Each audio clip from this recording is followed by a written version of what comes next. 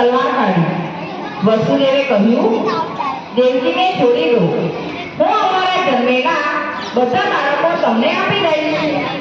કંસ દેવકી અને વસુદેવને મથુરાની જેલમાં પૂરી દે છે. જેવા દેવકીને બાળક જન્મે છે કે તરત જ કંસ તે બાળકોને દીવાલ સાથે અથડાવીને મારી નાખે છે. આઠમા પુત્રનો જન્મ થતાં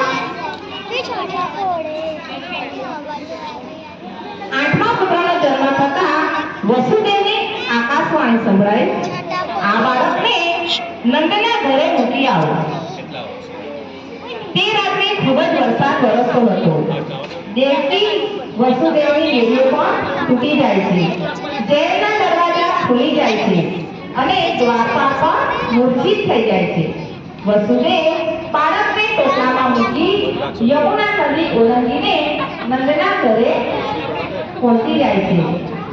નંદ અને તેમની પત્ની યશોદાએ જન્મ આપેલી દીકરી વસુદેવને આપી અને કાનાને લઈને નંદ પાછા જેલમાં આવે છે. પછી વાતાવરણ પહેલા હતું તેવું જ થઈ જાય છે. કંસને સમાચાર મળે છે કે દેવકીએ આઠમા પુત્રને જન્મ આપ્યો છે. કંસને દેવકી કહે છે કે મને તો પુત્રી જન્મી છે, છતાં કંસ પુત્રીને પણ મારવા દીવાલમાં પટકે છે. આ તરફ નંદના ઘરે પુત્ર જન્મની ખુશી છવાઈ જાય છે. લોકો કહે છે, નંદ ઘેરા નંદ ભયો જય કનૈયા લાલ કી. નંદ ઘેરા નંદ ભયો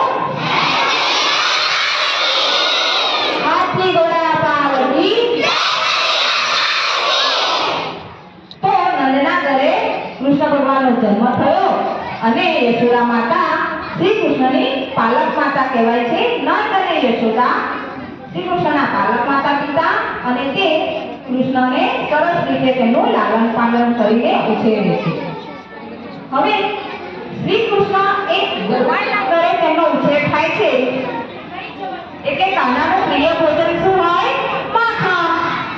ગોકુળની ગોપીઓ માખણ ગાગરમાં ભરી અને જ્યારે જતી હોય છે ત્યારે કાનો કાકરા મારીને તેમની કાગર ફોડી નાખે છે અને માખણ ચોરી ચોરીને ખાઈ જાય છે.